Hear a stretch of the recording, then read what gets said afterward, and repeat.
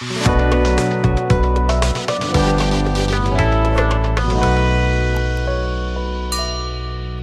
किया जाए तो अगर ग्रेविटेशन की बात में करें तो क्लास 8th में ही हम लोग पढ़े थे लोग फोर्स के बारे में। तो उसमें फोर्स के बारे में तो पता है कि और फोर्स बेसिकली डिवाइड किए थे दो टाइप्स में, कांटेक्ट फोर्स और नॉन कांटेक्ट फोर्स।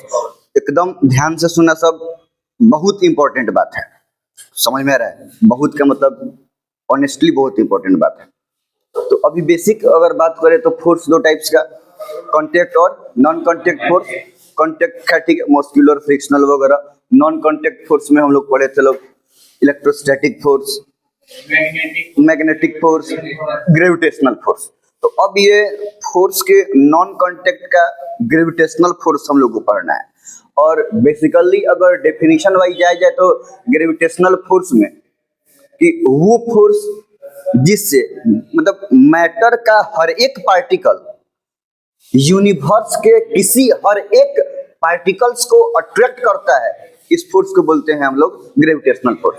अगर यहाँ पे कोई अगर एयर है या हल्का सा कोई पार्टिकल है, ये पार्टिकल्स नॉट ओनली ये रूम के पार्टिकल्स के, अगर कोई चांद, तारा, कोई दूसरा ग्रह, पूरा यूनिवर्स में कोई भी अगर पार्टिकल्स कोई एगो मार्स पे एगो पार्टिकल्स उड़ रहा होगा, ये उसको भी क्या कर रहा है कि एक पार्टिकल्स हर पार्टिकल्स को क्या कर रहा है कि अट्रैक्ट कर रहा है। और इस जो फोर्स से अट्रैक्ट कर रहा है, ये फोर्स को बोलते हैं हम लोग ग्रेविटेशनल फोर्स। हाँ, वैसे यूनिवर्सल लॉ ऑफ ग्रेविटेशन का क्रेडिट न्यूटन को ही जाता है। खैर जाना भी चाहिए क्योंकि फिजिक्स पर वो मैथमेटिकली उसको प्रूव्ड वही किए थे। तो अगर universal law of Newton law of gravitation के बारे में बात करें तो उसका क्रेडिट न्यूटन को ही आता है।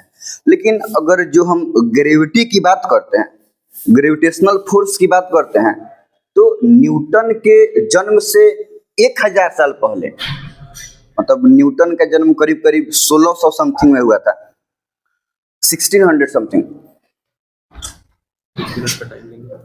मैथ्स का बुक है क्या?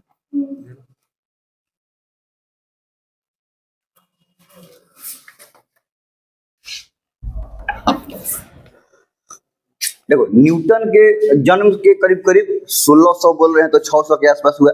1000 साल पहले एक थे ब्रह्मगुप्त, तो वो सबसे पहले ये बात को बताएं कि जैसे अग्नि का काम भस्म करना है, किसी भी चीज को जलाना है, पानी का काम शीतलता प्रोवाइड करना मतलब ठंडा करना है, वैसे ही धरती का काम है किसी भी चीज को अपने तरफ आकर्षित करना। ये बात का कॉन्सेप्ट आया था न्यूटन के पैदाइशी से 1000 साल पहले। और 500 साल बाद, मतलब ब्रह्मगुप्त के 500 साल बाद, अब हम आ गए 600 से 500 बाद, 1100 समथिंग एरा में। तो 500 साल बाद एक बहुत बड़े मैथमेटिशियन थे इंडियन, जिनका नाम था भास्कराचार्य द्वितीय, भास्कर टू। ये सबसे पहले बताएं कि वो फोर्स जिससे अर्थ मतलब धरती किसी भी ऑब्जेक्ट को अपने तरफ खींचता है, वो बल को बोलते हैं गुरुत्वाकर्षण बल। समझ आ रहा है ना? मतलब इंडिया में गुरुत्वाकर्षण बल और अर्थ किसी चीज को खींचता है और ये फोर्स को बोलते हैं गुरुत्वाकर्षण बल। इसके बारे में जानकारी न्यूटन के पैदाइशी से 500 साल पहले इंडिया में हम लोग को पता था, यहाँ के लोग जानता था। मतलब this is the beauty of ancient Indian culture and it's knowledge. समझ में आ रहा है? अब सोचो कि कितना बड़ा बात है जो एक शब्द के अंदर पूरा का पूरा डेफिनेशन समाहित है। जो हम बोलते हैं ग्रेविटेशन, ग्रेविटेशन तो खैर वर्ड इधर का है, उस समय क्या बोला गया था? गुरुत्वाकर्षण। तो अगर वर्ड गुरुत्वाकर्षण के बारे में, एक संस्कृत वर्ड है गुरुत्वाकर्षण, गुरुत्वाकर्षण यही ना है? इसमें देखो, इसमें 3 है, एक गुरुत्वाकर्षण, अगर इसको हम करें तो गुरु त्वा आकर्षण, यही है ना? देखो 3 वर्ड हम लोग को मिल रहा है, गुरुत्वाकर्षण। अब अगर इसको हम एनालाइज करें, कि तो पता है कि गुरु का मतलब सबको पता है मास्टर, यही होता है ना, या ग्रेट, हेवी ना। त्वा का मतलब पता है संस्कृत में तुम, तो हम नहीं पढ़ते हैं त्वा, तो त्वा का मतलब क्या होता है? तुम, यू। और आकर्षण का मतलब तो समझ में आता है अट्रैक्ट। तो कि एक वर्ड जो है गुरुत्वाकर्षण, एक वर्ड में पूरा का पूरा डेफिनेशन समाहित है। वो ऐसा नहीं ना कि एने ओने से आए कहीं से जाकर के बोल दिए कि चल भाई, अगर पता चल गया है कि आज से 500 साल पहले पर कोई आदमी था ब्रह्मगुप्त नाम का, सिर्फ बोल दिया कि चलो धरती है, उसका काम है कि किसी भी चीज को आकर्षित करना, तो कोई एक नाम फंडामेंटल दे देते हैं। लेकिन ये कोई नाम ऐसे तैसे दिया हुआ नाम नहीं है, ये पूरा एक सोचा समझा हुआ नाम है, जिस वर्ड में पूरा का पूरा डेफिनेशन समाहित है कि वैसा फोर्स, वैसा बल, जो वैसा हेवी फोर्स जो तुमको अपने तरफ अट्रैक्ट करता है, वो बल जो तुमको, वो बहुत हेवी बल, वो बहुत ज्यादा बल जो तुमको अपने तरफ अट्रैक्ट करता है, वो बल को बोलेंगे हम लोग गुरुत्वाकर्षण बल। और ये बात दिया गया था न्यूटन के पैदाइशी से 500 साल पहले 1100 समथिंग में भास्करा 2 के, मतलब भास्करा 2 के द्वारा। ठीक है, तो ये कॉन्सेप्ट इंडिया में पहले से ऑलरेडी था।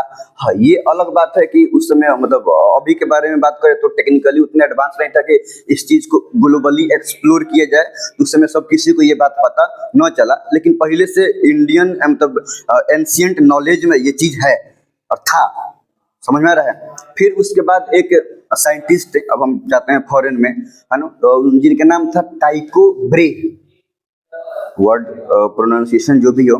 तो उस समय उतना ज्यादा इंस्ट्रूमेंट डेवलप नहीं था, वो टेलीस्कोप करके बहुत ज्यादा एडवांस्ड इंस्ट्रूमेंट डेवलप नहीं था। तो वो अप्रोक्स 15 साल 20 साल के आसपास अपने से बेसिकली जैसे भी हुआ वैसे क्या कि प्लेनेट के मोशन को ऑब्जर्व किए।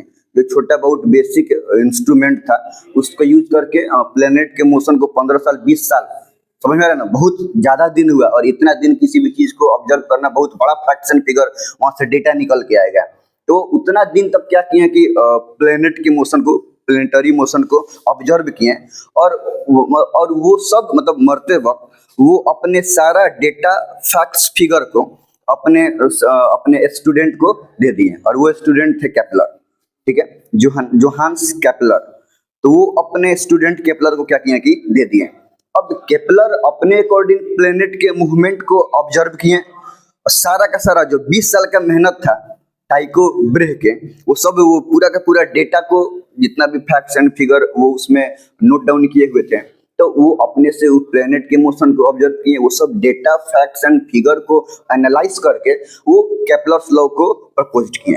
तो वो डेटा के अकॉर्डिंग केपलर्स का 3 लॉ है, Kepler first law, second law और थर्ड लॉ। और केपलर के थर्ड लॉ को यूज करके, बाकी सब भी इंपॉर्टेंट है लेकिन ज्यादातर कंट्रीब्यूशन आता है केपलर थर्ड लॉ में। केपलर के थर्ड लॉ को यूज करके न्यूटन ने यूनिवर्सल लॉ ऑफ ग्रेविटेशन को प्रपोज किया। तो इतना ज्यादा डेटा फैक्ट्स एंड फिगर के बाद तब जाके आता है न्यूटन का Newton universal law of gravitation. तब जाके वहां से हमको पता चलता है कि जो एक पार्टिकल से, ठीक है, अट्रैक्ट कर रहा है, और वो अगर एग्जैक्ट फोर्स के मैग्नीट्यूड के बारे में बात करेंगे तो वो फोर्स दोनों पार्टिकल के मास के प्रोडक्ट के डायरेक्टली प्रोपोर्शनल है और दोनों के बीच के डिस्टेंस के स्क्वायर के इनवर्सली प्रोपोर्शनल है।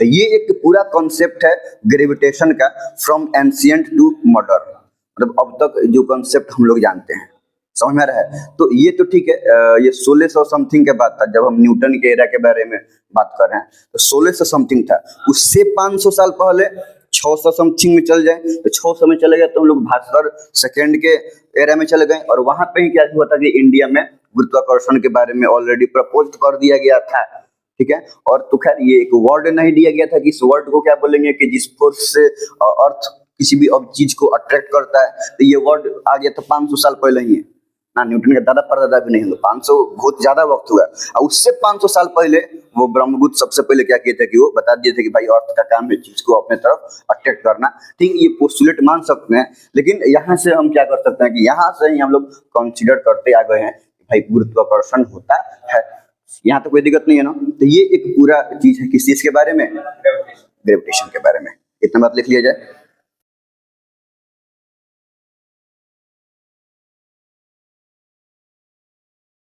हम लोग देख रहे थे लोग ग्रेविटेशन के बारे में ना। तो ग्रेविटेशन में basically force is of 2 types, सबको पता है, कांटेक्ट फोर्स और नॉन कांटेक्ट फोर्स।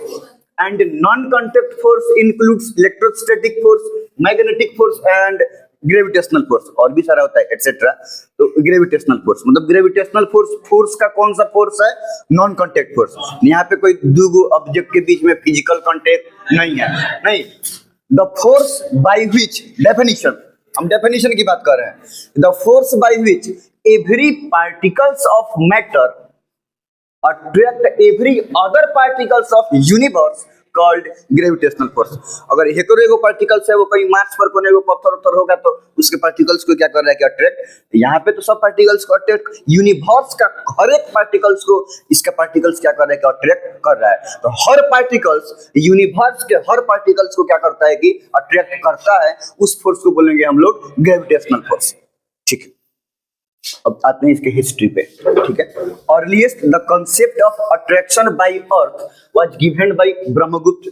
हम बोले हैं ना, न्यूटन के जन्म से 1000 साल, ऑलमोस्ट 1000 साल पहले, कि जैसे अग्नि का काम है कि जला देना, भस्म करना, पानी का काम है ठंडा करना, शीतल करना, वैसे ही धरती का काम है किसी भी चीज को अपने तरफ आकर्षित करना। तो attraction by earth was given by Brahmagupta in 12th century. अब 1100 समथिंग का बात है, तो 1100 टॉप दिया तो 12वीं शताब्दी, अभी क्या चल रहा है 2000 समथिंग चल रहा है, 2024 चल रहा है, तो हम क्या बोलेंगे 21st सेंचुरी, 21वीं शताब्दी, यही बोलेंगे ना।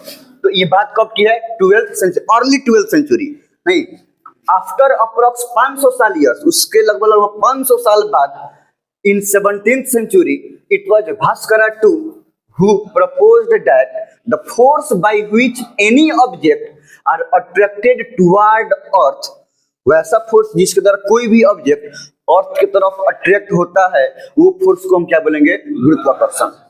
उस बल को बोलेंगे गुरुत्वाकर्षण, गुरुत्वाकर्षण बल। और इसके बारे में बताए हुए है कि गुरुत्वाकर्षण एक संस्कृत वर्ड है। गुरुत्वाकर्षण, गुरु का मतलब होता है मास्टर, महान या हेवी। तो मतलब तुम होता है ना, तो का मतलब तुम, यू, आकर्षण का मतलब अट्रैक्ट ना, अपनी तरफ खींचना, आकर्षित करना। तो वो हेवी फोर्स जिसके द्वारा तुम अट्रैक्ट होते हो, उस फोर्स को क्या बोलते हैं? वो हेवी फोर्स जो तुमको अट्रैक्ट करता है, उस फोर्स को क्या बोलते हैं हम लोग? गुरुत्वाकर्षण। ठीक है, तो ये गुरुत्वाकर्षण अपने आप में एक वर्ड नहीं, डेफिनेशन है नहीं मतलब। और ये ब्यूटी है इंडियन एंशिएंट कल्चर और उसके नॉलेज का। अभी भी अगर उसको हम खंगाल लें तो इतना सारा नॉलेज मिलेगा। अच्छा, नॉट ओनली, अच्छा इस समय तो नासा का कुछ नहीं था, 1000 साल पहले की बात समझ में आ रहा है। अभी अगर सबसे डेवलप अगर कोई स्पेस रिसर्च कोई इंस्टीट्यूट है तो नासा न है। उस समय नासा का नाम निशान नहीं था। अच्छा, नॉट ओनली नासा, हर एक, जैसे कि इंडिया का इसरो है, तो लगभग सब अपना जितना भी टेक्निकली एडवांस्ड इंस्टीट्यूट है, तो वो सब बोला है कि जो साइंटिफिक फैक्ट्स एक्सपेरिमेंट करके प्रूव होके अभी आ रहा है, it was only Hindu culture, it was only ancient Indian culture, जिसके फैक्ट्स एंड फिगर उससे काफी हद तक मिलता जुलता है। जो चीज आज से हजारों साल पहले क्या किया गया था, तो ये तो ब्रह्मगुप्त वाला बात 1000 साल पहले का है। कौन कौन चीज है जो 10,000 साल पहले का है, कौन 5000 साल पहले का है, तो वो सब फिगर समझ में आ रहा है कि उससे क्या करता है कि मिलता है। बाकी सब चीज से उतना साइंटिफिक फैक्ट्स एंड फिगर मिलता नहीं है।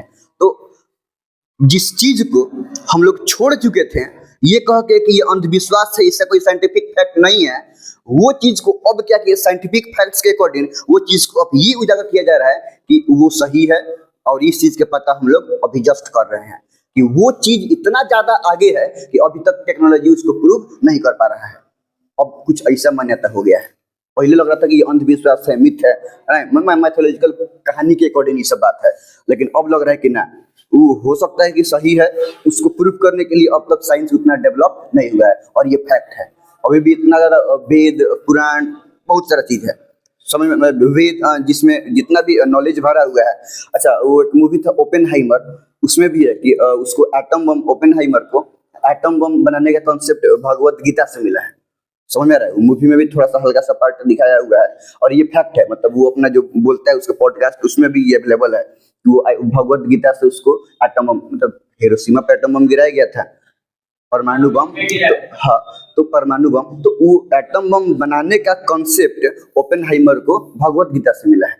इनफैक्ट वो हाँ भगवत गीता से मिला है, पढ़ा होगा बिल्कुल तबे ना, या कहीं ना कहीं से उसको सोर्स ऑफ नॉलेज मिला होगा।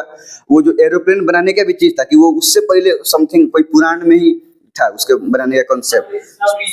हाँ, सब ऋषि लोग महर्षि लोग कहता है चुरा के नहीं ले गया है लोग। ये बोल सकते हैं कि या तो वो सब लेट है, सब ये लोग बहुत ज्यादा आगे हैं, या उसको आगे बढ़ावा नहीं दिया गया। मतलब एंशियंट हिस्ट्री काफी ज्यादा डेवलप्ड था ना दो, लेकिन खैर हाँ। तो इसको क्या बोलेंगे हम लोग, गुरुत्वाकर्षण। और यहाँ पे लिख दिए हैं कि जिस समय गुरुत्वाकर्षण के बारे में पता चला, this was the time almost 500 साल before the birth of Newton. Newton के पैदाइशी से 500 साल पहले की बात है, जब इंडिया में ये पता चल गया था कि भाई उसको गुरुत्वाकर्षण बोलते हैं। टाइको ब्रे worked on planetary motion for almost 20 साल बाय हिज सिंपल इंस्ट्रूमेंट। उस समय तो उतना डेवलप नहीं था, तो ऑलमोस्ट 20 साल पर प्लेनेट के मोशन पे, उसके मूवमेंट पे काम किए। And he gave all of his data to Johannes Kepler. अपना डेटा उसको दे दिए। Kepler observed the planetary motion and used the data of Tycho, अपने गुरु के टाइको ब्रे के डेटा को यूज किए and proposed 3 Kepler's law. Kepler first law, second law, third law, 3 गो केपलर को लॉ को क्या किए, वो प्रपोज किए। अब आगे Newton used the laws of Kepler and proposed universal law of gravitation. मैंने हम ऐसे नहीं मिला कि कंप्लीटली उसको कथा को उतार के लिख दिए ना, उसको यूज किए और यूज करके अपने थ्योरी में उसको यूज किए और यूज करके और केपलर के लॉ को यूज करके और तब क्या किया कि वो यूनिवर्सल लॉ ऑफ ग्रेविटेशन को प्रपोज किए।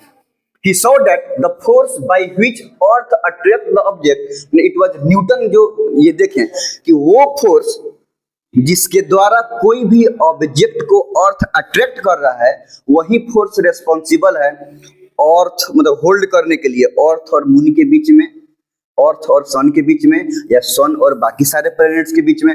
समझ में आ रहा है कि ना रहा है? तो वो सब फोर्स, ये एग्जैक्ट वही फोर्स जो ये खींच रहा है, वही फोर्स ये सब काम कराने के लिए भी क्या है कि रेस्पॉन्सिबल है, जिसको हम लोग किस क्या पढ़ रहे हैं, ग्रेविटेशन मतलब ग्रेविटेशनल फोर्स के नाम से जानते हैं। तो कोई दिक्कत नहीं है ना।